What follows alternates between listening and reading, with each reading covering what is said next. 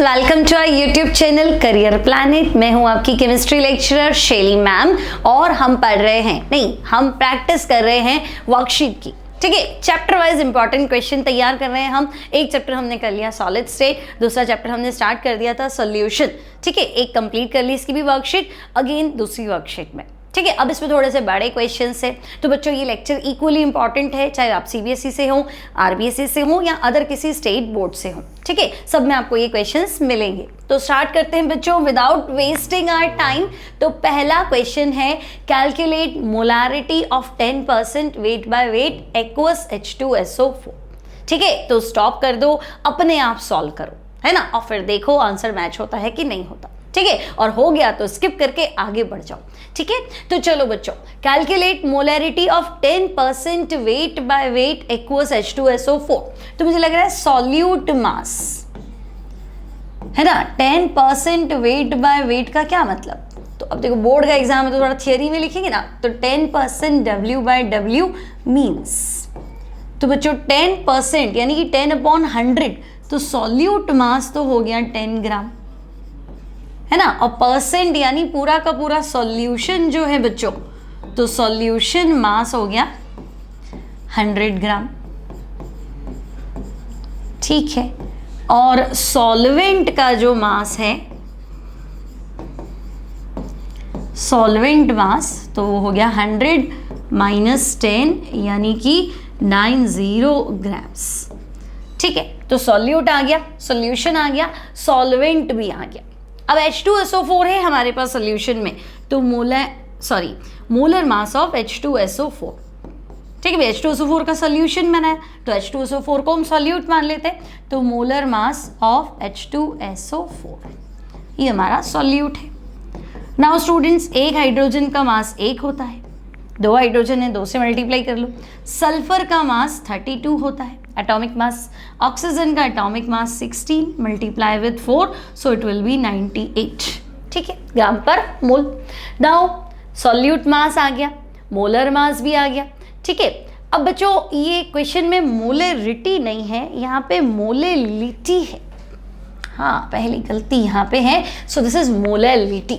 ठीक है, तो अब तुम कर ही लोगे। सॉल्यूट मास आ गया, सॉल्यूशन मास आ गया, मोलर मास भी आ गया, सॉल्वेंट का मास भी आ गया। नाउ स्टूडेंट्स, मोलेलिटी का फॉर्मूला, तो हम कहेंगे भाई मोलेलिटी क्या होती है, तो मोलेलिटी होती है सॉल्यूट का मास, solute mass upon solute molar mass. ठीक है, into 1000 upon mass of solvent. ठीक है, और मास ऑफ सॉल्वेंट किस में होना चाहिए, तो हम कहेंगे ग्राम्स। ओके, अब सॉल्व कर लो। तो बच्चों मोलेलिटी स्मॉल m से डिनोट करते हैं। नाउ सॉल्यूट मास कितना ग्राम है solute, so this is 10 gram. Solute molar mass 98 into 1000, और सॉल्वेंट का मास तो भाई कितना है solvent, so this is 90। Okay, ठीक है, तो मोलैलिटी इक्वल्स टू ये हो गया आपका 1000 डिवाइडेड बाय 98 into 9। ठीक है, अब इसको सॉल्व कर लो। 2000 अपॉन 98 into 9, है ना, तो अगर 10 में मान लो तो 980, तो आंसर 1 से ज़्यादा आएगा। तो सॉल्व कर लोगे बच्चों उसको, सो यू विल फाइंड 1.134।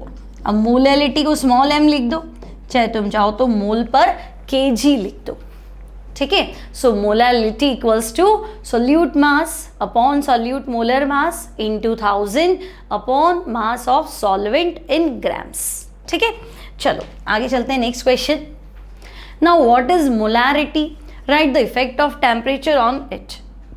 अब बच्चों मोलैरिटी क्या होती है, तो मैं कहूँगी 1 लीटर सॉल्यूशन में सॉल्यूट के कितने मोल्स है, दैट इज मोलैरिटी। भाई मोलैरिटी की यूनिट क्या होती है, तो हम कहेंगे मोल पर लीटर। तो पर लीटर मतलब वॉल्यूम ऑफ सॉल्यूशन कितना है, 1 लीटर, और मोल्स सॉल्यूट के, है ना, तो moles of solute upon volume of solution. तो आपको लिखना है मोलैरिटी का डेफिनेशन, तो आप लिखेंगे it is defined as number of moles of solute. Number of moles of solute present in per liter solution. Per liter solution is called molarity. ठीक है, तो भाई 1 लीटर सॉल्यूशन में सॉल्यूट के कितने मोल्स है, that is molarity. Now right the effect of temperature on it. तो बच्चों ऑन इंक्रीजिंग टेम्परेचर, अगर टेम्परेचर बढ़ाते हैं तो तुम सोचो, अगर टेम्परेचर बढ़ाते तो वॉल्यूम बढ़ता है. मैं कोई भी लिक्विड को अगर मैं क्या करूँ, गर्म करूँ, तो लिक्विड एक्सपैल होगा, फैलेगा. तो मैं लिखूंगी भाई on increasing temperature volume of the solution increases. ठीक है, तो वॉल्यूम सॉल्यूशन का बढ़ जाएगा. तो बच्चों पहले तो मैंने देखा 1 लीटर में कितने मोल है. अब मैंने कंसंट्रेशन चेंज नहीं की, मैंने टेम्परेचर चेंज किया, तो 1 लीटर की जगह बढ़ गया, तो नंबर ऑफ मोल्स तो कम हो गए. पहले 1 लीटर में मान लो 10 मोल थे, अब मैंने गर्म किया तो 1 लीटर थोड़ा फैल गया, 1.1 लीटर हो गया. तो पहले 10 मोल 1 लीटर में थे, अब 10 मोल 1.1 में है, तो कम हो गया ना कंसेंट्रेशन, है ना. और मोलैरिटी क्या है, मोल्स अपॉन वॉल्यूम. तो वॉल्यूम बढ़ेगा तो मोलैरिटी घटेगी. ठीक है, तो बच्चों अगर वॉल्यूम ऑफ सोल्यूशन इंक्रीज होता है, टेम्परेचर बढ़ाएंगे, वॉल्यूम बढ़ेगा, देन मोलैरिटी, है ना, मोलैरिटी. और इसको हमें क्या लिखना चाहिए, ये मोल बाय वॉल्यूम वाला यूनिट है. Molarity of solution decreases. ठीक है, तो ये इंपॉर्टेंट है, ये एक बार नीट में भी आ चुका है बच्चों question. Molarity of solution decreases. Clear, simple सा क्वेश्चन है, कोई दिक्कत नहीं है, अच्छा क्वेश्चन है, आ भी सकता है एग्जाम में. तो अब आगे बढ़ते हैं नेक्स्ट क्वेश्चन के साथ. Define mole fraction of a substance in solution.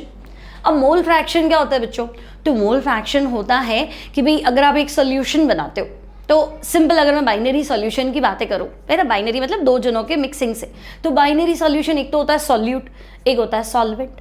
तो भाई एक सॉल्यूट के मोल, दूसरी बार सॉल्वेंट के मोल. तो मोल फ्रैक्शन क्या होता है, तो मैं कहूँगी एक कंपोनेंट के मोल अपॉन सारे कंपोनेंट के मोल, दैट इज मोल फ्रैक्शन. ठीक है, तो जैसे परसेंटेज होता है, मास परसेंट, तो भी सॉल्यूट का मास अपॉन सोल्यूशन का मास इनटू 100, है ना. उसी तरह से फ्रैक्शन, तो परसेंट 100 में होता है, फ्रैक्शन 1 में होता है. ठीक है, तो हम लिखेंगे कि भाई मोल फ्रैक्शन जो है it is the ratio, it is the ratio of moles of one component,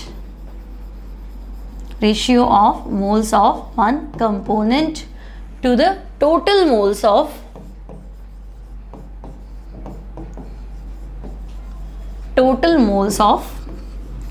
all the components. ठीक है बच्चों, एक कंपोनेंट के मोल अपॉन सारे कंपोनेंट के मोल के रेशियो को हम क्या कहते हैं, मोल फ्रैक्शन. ठीक है, ज्यादा लिखना हो तो आप लिख सकते हैं, let the mole of solute, let the moles of solute be small n. Moles of solvent, तो सॉल्यूट के मोल तो मान लिए मैंने कितने, स्मॉल n, और सॉल्वेंट के मोल मान लिए मैंने कितने, capital N. Now mole fraction of solute, solute का मोल फ्रैक्शन बताओ. तो बच्चों मोल फ्रैक्शन होता है एक कंपोनेंट के मोल अपॉन सारे कंपोनेंट के मोल. ठीक है, तो मोल फ्रैक्शन ऑफ सॉल्यूट मैंने लिख दिया एक्स सॉल्यूट, तो सॉल्यूट के मोल अपॉन टोटल मोल. ठीक है, अब मोल फ्रैक्शन ऑफ सॉल्वेंट बता दो, तो बच्चों सॉल्वेंट के मोल अपॉन टोटल मोल. अब अगर मैं तुम्हें कहूँ एक सॉल्यूट और एक सॉल्वेंट को ऐड कर दो, ठीक है, तो एक सॉल्यूट प्लस एक सॉल्वेंट इक्वल्स टू 1. ठीक है, तो बच्चों अगर 1 नंबर का क्वेश्चन आए तो पूरा कर लेना, है ना, नंबर कटने की गुंजाइश नहीं. हो सकता है तुम इतना ही लिखो तो तुम्हें आधा नंबर ही मिले, है ना, एग्जामिनर ये की पॉइंट सुनना चाहता हो. ठीक है, तो हम एक बार एक्सप्लेन कर लेंगे, ज़्यादा टाइम नहीं लगेगा, लेकिन पूरा करना, नंबर कटने नहीं चाहिए, है ना, बहुत टाइम है हमारे पास, तैयार कर सकते हैं और आता भी है. ठीक है, तो चलो अब चलते हैं आगे. Now why does it is advised to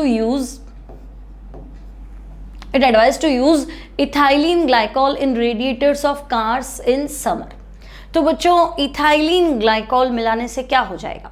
तो देखो आजकल तो है ना नई गाड़ी आ गई है, उसमें नहीं मिलाना पड़ता है, उसमें हम कूलेंट यूज़ करते हैं, एज अ कूलेंट भी इथाइलिन ग्लाइकॉल ही मिलाते हैं, ठीक है। लेकिन अगर हम हिल स्टेशन वगैरह पे जाते हैं समर के अंदर तो गाड़ी में इथाइलिन ग्लाइकॉल मिला देते हैं। क्यों? तो बच्चों देखो पानी जो है ना, कार का जो रेडिएटर है उसमें वो डिस्टिल वाटर होता है, तो वो तो 0 डिग्री सेंटीग्रेड पे फ्रीज हो जाएगा। अब आप जा रहे हो हिल स्टेशन पे घूमने आराम से मस्ती से, और पता चला गाड़ी बीच रास्ते में दम दम दम दम दम बंद हो गई।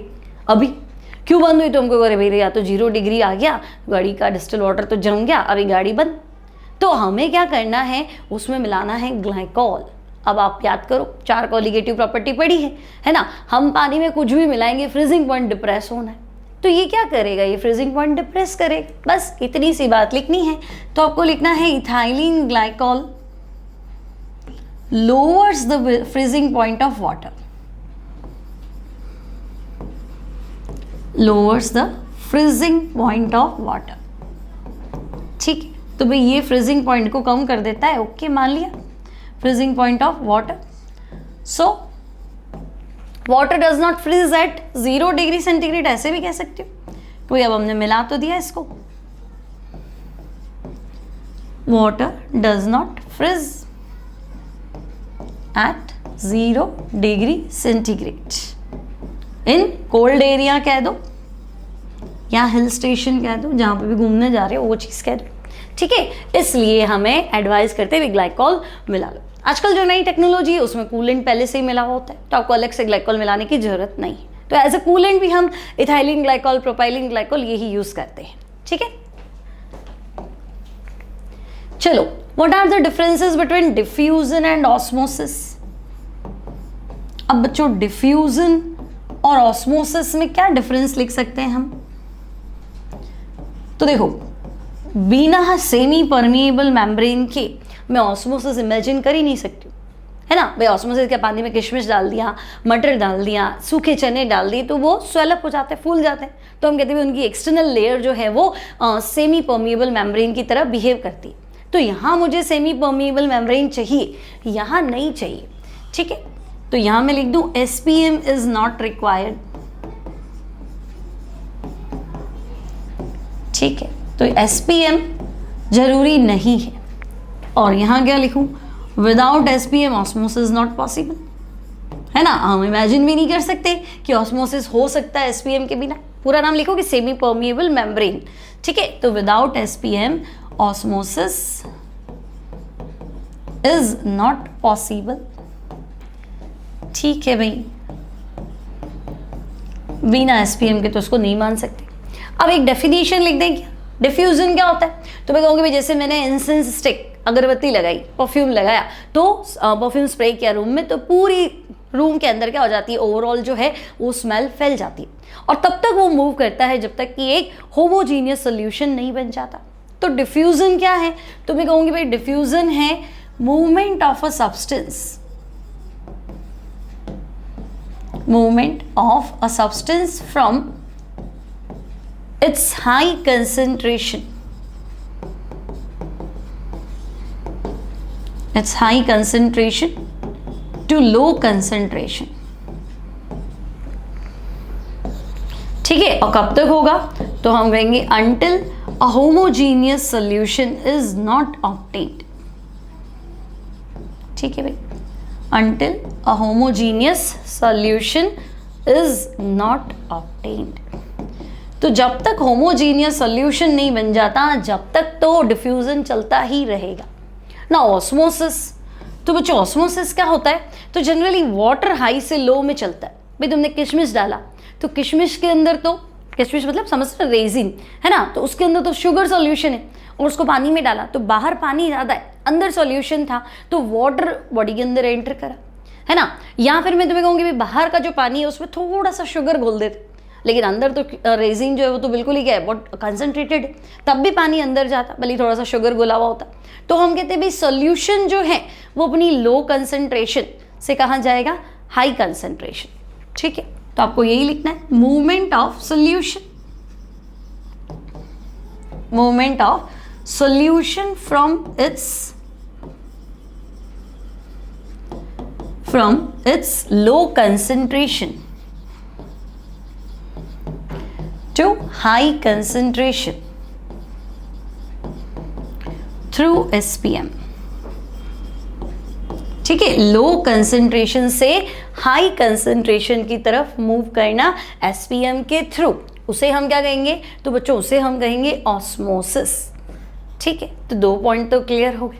अब तुमने घर में सुना होगा आरओ, है ना, हम आरओ लगाते हैं आजकल, बहुत कॉमन चीज़ है आरओ।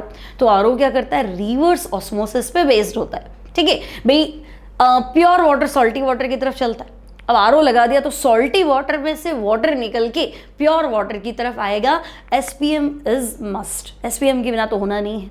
तो हम कहेंगे ऑस्मोसिस को रिवर्स कर सकते हैं, लेकिन डिफ्यूजन को रिवर्स कैसे कर सकते हैं? कि मान लो घर में मम्मी ने अच्छा सा खाना बनाया है, उसकी स्मेल पूरे रूम में आ रही, अब मैं कहूँगी नहीं रूम से स्मेल किचन में चली जाए, ऐसा तो पॉसिबल नहीं है ना। तो एक और अच्छा सा डिफरेंस लिख सकते हैं, reverse of diffusion is not possible, या इट कुडंट बी रिवर्स्ड। ठीक है, इसको मैं रिवर्स तो नहीं कर सकती, है ना, इट कुडंट बी रिवर्स्ड। और यहाँ क्या लिख सकते हैं? नहीं, इसको आराम से रिवर्स कर सकते हैं। और उसी पे तो जिंदा है, जो भी बिस्लरी की बोतलें पी रहे हैं, है ना, अच्छा पानी पी रहे हैं, उसी पे बेस्ड है आरओ पे, तो इट कैन बी रिवर्स्ड। ठीक है, so these are the simple differences between diffusion and osmosis. ठीक है, तो बच्चों अगर देखो नोट्स बनाओगे ना तो थोड़ा फायदा रहे, है ना, लिखोगे ना साथ साथ में कि हाँ, तो आपको अच्छा लगेगा, नोट्स आपके प्रॉपर हो जाएंगे, क्योंकि ना मतलब एक सिंपल लैंग्वेज में। नहीं तो क्या होता है, बुक की लैंग्वेज में तो फिर आपको यूँ याद करना पड़ता है, रटना पड़ेगा। लेकिन ये है ना, जो हमने समझ लिया, दिमाग में बैठ गया, अब फटाफट बस यही तो लिखना है कि हाँ मैम ने बताया था एसपीएम चाहिए, उसके बिना तो हो नहीं सकता, यहाँ नहीं चाहिए तो लिख सकते हो ना, यहाँ एसपीएम नहीं चाहिए, यहाँ एसपीएम चाहिए, है ना, एसपीएम रिक्वायर्ड नॉट रिक्वायर्ड। फिर मैं कभी इसको रिवर्स कर सकते आरओ, हाँ तो इट कैन बी रिवर्स। अभी वो तो उसको तो नहीं कर सकते, रेस्टोरेंट से स्मेल सड़क पे आ रही है, तुमको नहीं, मुझे तो नहीं खाना, डाइट पे हूँ, वापस स्मेल को भेज दूँ, अरे ऐसा थोड़ा ना हो सकता है ना। तो इट कुडंट बी रिवर्स्ड, और इसको रिवर्स कर सकते। तो सिंपल लैंग्वेज है ना, अच्छे नोट्स बन जाएंगे। ठीक है, तो चलो फटाफट बातें नहीं करेंगे, फटाफट काम करेंगे। सो अगला question, prove that delta TB equals to KB into small M. Small M जो है आपका मोलैलिटी है for solutions having non volatile solute. तो कुल मिला के मुझे इसको प्रूव करना है। ठीक है, अब बच्चों देखो, अकॉर्डिंग टू रॉल्स लॉ की अगर मैं बात करूं, अकॉर्डिंग टू रॉल्स लॉ, तो रॉल्स क्या कहता है? तो रॉल्स लॉ के according relative lowering of vapour pressure equals to mole fraction of solute. भाई जितना ज़्यादा तुम पानी में ग्लूकोज मिलाओगे वेपर प्रेशर डाउन चला जाएगा। ठीक है, तो relative lowering of vapour pressure equals to mole fraction of solute. अब बॉइलिंग पॉइंट एलिवेशन क्या होता है बच्चों? WKT, मतलब वी नो दैट। तो बॉइलिंग पॉइंट ऑफ एलिवेशन है ना, तो भाई जितना वेपर प्रेशर घटेगा बॉइलिंग पॉइंट उतना ही तो बढ़ेगा। तो boiling point elevation directly proportional to RLVP। ठीक है, मतलब आप कहना चाहते हो कि delta TB proportional to X solute. ठीक है, अब X सॉल्यूट का मतलब क्या होता है? तो हम कहेंगे स्मॉल n, सॉल्यूट के मोल फ्रैक्शन क्या होता है? 1 के मोल अपॉन टोटल मोल। ठीक है ना। अब तो डेल्टा टीबी इक्वल्स टू, पहले तो प्रोपोर्शनल का साइन हटाओ, equals to K into small n upon n plus n। ठीक है, लेकिन बच्चों ये डेटा तो रॉल्स लॉ से है, रॉल्स लॉ तो डाइल्यूट पे ही काम करता है ना, अच्छे रिजल्ट्स डाइल्यूट सॉल्यूशन पे आते हैं। ठीक है, तो हम कहेंगे but Rawls law is applicable on, Rawls law is applicable on dilute solution. ठीक है, तो भाई डाइल्यूट के लिए capital N is very very greater than small n। ठीक है, तो मतलब मुझे यहाँ से भाई इसके सामने ये चीज़ बहुत छोटी है तो उसको तो मैं हटा देती हूँ। ठीक है, दिस इज इक्वेशन 4। नाउ अब क्या लिखें? तो delta TB equals to K into small n upon capital N। सही। अब बच्चों स्मॉल n क्या है, तो स्मॉल n है सॉल्यूट के मोल, ठीक है, और सॉल्यूट के मोल क्या होता है, small w upon small m। में मोल क्या होता है, mass upon molar mass, wait upon molecular wait. तो सॉल्यूट कम होता है ना, इसलिए मैंने स्मॉल में लिखा है, स्मॉल लेटर, ठीक है। तुम चाहो तो 1 2 लिख दो, तुम चाहो तो a भी लिख दो, है ना। और कैपिटल N, तो बच्चों कैपिटल N है सॉल्वेंट के मोल। अब सॉल्वेंट के मोल क्या होता है, तो मोल तो वही होता है मास अपॉन मोलर मास। अब मुझे पता है सॉल्वेंट तो बहुत ज़्यादा लेऊंगी मैं, है ना, तो capital W upon capital M, ठीक है। तो मुझे ऐसे दे देना चाहिए इसका आंसर कि भाई delta TV equals to K into small w capital M, capital W small m, ठीक है। यहाँ तक भी पहुँच गए। अब तो बच्चों K तो चलो कांस्टेंट है, अब सॉल्वेंट तो फिक्स करूंगी ना भाई, हर बार मैं पानी ले लूंगी और उसमें मैं पहले ग्लूकोज घोल के देख लूंगी कि भाई कितना बॉइलिंग पॉइंट एलिवेशन हुआ है। फिर मेरे को लगा नहीं ग्लूकोज से अच्छा आंसर नहीं आया तो सुक्रोज ले लो, शुगर ले लो, नमक ले लो, MgCl2 ले लो, यूरिया ले लो। तो अलग अलग रिजल्ट जो है मैं सॉल्यूट पे देखूंगी, सॉल्वेंट तो फिक्स रखूंगी ना।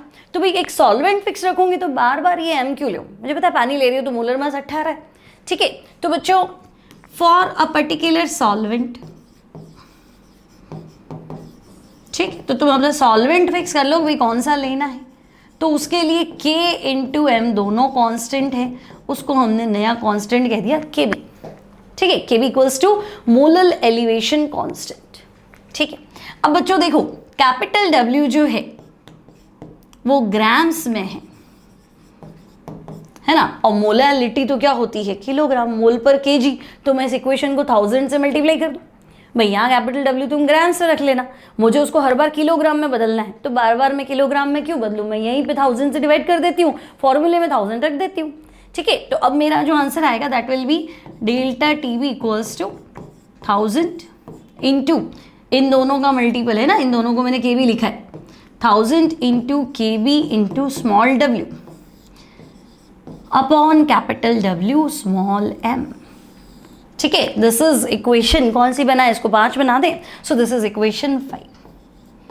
अभी भी नहीं आया मोलैलिटी, तो मोलैलिटी क्या था, mass of solute upon molar mass of solute into 1000 upon mass of solvent. तो ये फॉर्मूला उसी का ही तो है। तो अब थोड़ी सी जगह वहाँ लिख रही हूँ मैं, delta TB equals to KB into molality, hence proved. ये तो प्रूव करना है हमें, ठीक है, क्लियर। और यहाँ तुम लिख देना KB equals to molar elevation constant. भाई मुझे 1 किलो सॉल्वेंट मान के चलना है, तो मोलर एलिवेशन कांस्टेंट, क्लियर। तो ये हो गया आपका प्रूफ। चलें आगे। Now how can the molecular mass of non-volatile substance determined from the component of vapor pressure? Explain it. तो बच्चों नॉन वॉलेटाइल सॉल्यूट तुमने मिलाया, ठीक है। अब वेपर प्रेशर में क्या होगा, चेंज तो आएगा, है ना। मैं कुछ भी मिलाऊंगी तो वेपर प्रेशर तो डाउन जाएगा, हमने पढ़ रखा है Raoult's law, relative lowering of vapour pressure, ठीक है। तो बच्चों मोलर मास निकालना है, ओके। तो देखो when a non volatile, when a non-volatile solute is added to solvent vapor pressure of solution, तो हम कहेंगे वेपर प्रेशर तो डिक्रीज हो जाएगा, vapour pressure of solution decreases, ठीक है। So according to Raoult's law, तो भाई राउल्स क्या कहता है चेक कर लेते हैं। तो राउल्स क्या कहता है, तो वो कहता है relative lowering of vapour pressure P0 minus PS upon P0, इसे क्या बोलते हैं बच्चों, RLVP, relative lowering of vapour pressure, वो इक्वल है मोल फ्रैक्शन ऑफ सॉल्यूट के, ठीक है। अब बच्चों मोल फ्रैक्शन ऑफ सॉल्यूट, तो हम कहेंगे भाई मोल फ्रैक्शन होता है एक कंपोनेंट के मोल अपॉन सारे कंपोनेंट के मोल। This is 1 equation, this is 2, ठीक है। वो भी लिख दिया एक कंपोनेंट के मोल अपॉन सारे कंपोनेंट के मोल। But Raoult's law is applicable on dilute solution, ठीक है। तो वापस लिखो भाई, but Raoult's law is applicable on dilute solution। तो भाई राउल्स लॉ जो है वो डाइल्यूट सॉल्यूशन पे एप्लीकेबल है, तो डाइल्यूट सॉल्यूशन के लिए क्या होगा, तो हम कहेंगे for dilute solution capital N is very very greater than small n, यानी P naught minus P S upon P naught equals to small n upon capital N, equation number 3। ठीक है, यहाँ तक भी दिक्कत नहीं। अभी बच्चों स्मॉल n क्या है, तो solute mole weight upon molecular weight. Capital N क्या है, solvent mole, capital W upon capital M। ठीक है, अभी इसको रख देते हैं यहाँ, है ना, इसको मैं इक्वेशन 4 कर देती हूँ, चलो, और इक्वेशन 5। तो फ्रॉम इक्वेशन 3, 4 एंड 5 क्या बनेगा, तो मैं कहूँगी भाई P naught minus P S upon P naught equals to small w capital M, capital W small m। ठीक है, और बच्चों स्मॉल m तो तुम साइड में लिख देना, small m molar mass of solute. ठीक है, तो अब तुमसे स्मॉल m ही तो पूछा है, स्मॉल m निकालो। ओके, तो क्या हो जाएगा, स्मॉल m यहाँ ले जाओ, तो small w capital M upon capital W multiply with P not upon P naught minus P S. तो with the help of relative lowering of vapor pressure we can determine molar mass of solute। ठीक है, simple सा question है बच्चों, है ना, derivation based है। Clear, समझ में आ गया, कोई डाउट तो नहीं हो तो कमेंट बॉक्स में लिख देना, मैं अगले वर्कशीट पे वापस एक्सप्लेन कर दूंगी। ठीक है, चलो, now calculate the temperature at which the solution of 54 gram glucose present in 250 gram water will be fridge. तो भाई 250 ग्राम पानी ले लिया और इतना सारा ग्लूकोज मिला दिया। अब पानी में ग्लूकोज मिला के जमाना है, तो भाई पानी तो 0 पे फ्रिज होता है, कुछ मिलाओगे तो 0 पे फ्रिज नहीं होगा, कुछ मिलाओगे तो मुझे पता है 0 से नीचे ही फ्रिज होगा। ठीक है, तो आंसर माइनस में कुछ तो आना चाहिए। अभी कितना आना चाहिए, तो देखो क्या करना है, फ्रीजिंग पॉइंट डिप्रेशन निकाल देते हैं। तो गिवन डेटा क्या क्या है हमारे पास, तो हम कह रहे हैं देखो भाई ग्लूकोज मतलब सॉल्यूट मास। ठीक है, तो सॉल्यूट मास यानी ग्लूकोज कितना है 54 ग्राम्स। अब सॉल्यूट मोलर मास, तो बच्चों ग्लूकोज का फॉर्मूला है C6H12O6। मोलर मास निकालो, तो कार्बन का 12 मल्टीप्लाई विद 6, हाइड्रोजन का 1 मल्टीप्लाई विद 12 और ऑक्सीजन का 16 multiply with 6, so it will be 180 ग्राम पर मोल। नाउ मास ऑफ सॉल्वेंट, तो बच्चों मास ऑफ सॉल्वेंट, सॉल्वेंट कितना ग्राम है, तो मैं कहूँगी भाई तो 250 ग्राम है, 250 ग्राम्स। ओके, अब क्या करना है, KF भी दे रखा है 1.86 किलो केल्विन मोल इनवर्स। ठीक है, फ्रीजिंग पॉइंट डिप्रेशन कांस्टेंट या क्रायोस्कोपिक कांस्टेंट। अब क्या करें, तो फॉर्मूला लगा लेते हैं भी, तो delta TF equals to 1000 into KF into small w capital W small m। ठीक है, अब वैल्यू पुट कर दो, तो बच्चों 1000, KF कितना है 1.86, स्मॉल w कितना है 54। ठीक है, कैपिटल W कितना है 250 ग्राम है ना, तो 250, और स्मॉल m ग्लूकोज कितना है 180 है ना भाई, 180 है ना, ग्लूकोज का मोलर मास 180। ठीक है, अब 250 और 1000 यहाँ तो मैं 4 लिख देती हूँ, चलो, और 9 से कैंसिल हो जाएगा, 9 2 जा 18 और 9 6 जा 54। ठीक है, और काट दें इसको, तो 2 3 जा 6 और ये हो गया 10। ठीक है, तो डेल्टा TF जो मेरे पास आया that is 1.86 multiply with 12 divided by 10। अब इसको सॉल्व करो भाई, कितना आ रहा है तुम्हारे पास, डेल्टा TF आपका 1.86 मल्टीप्लाई विद 12, ठीक है, और डिवाइडेड बाय 10, यानी कि 2.2। ठीक है, तो अभी देखो फ्रीजिंग पॉइंट में जो डिप्रेशन आएगा ना, यानी कमी जो आएगी वो 2.2 की आएगी। अब यहाँ तो केल्विन में कम कर दो, या फिर डिग्री सेंटीग्रेड में कम कर दो। भाई अगर मैंने माना कि पानी का फ्रीजिंग पॉइंट बताओ अब, है ना, सॉरी पानी का क्या, पानी का तो फिक्स ही होता है, टी ग्लूकोज सॉल्यूशन का फ्रीजिंग पॉइंट बताओ, तो हम कहेंगे भाई पानी का freezing point minus T F, किसको लिखो, वाटर को लिख देना, तो मैं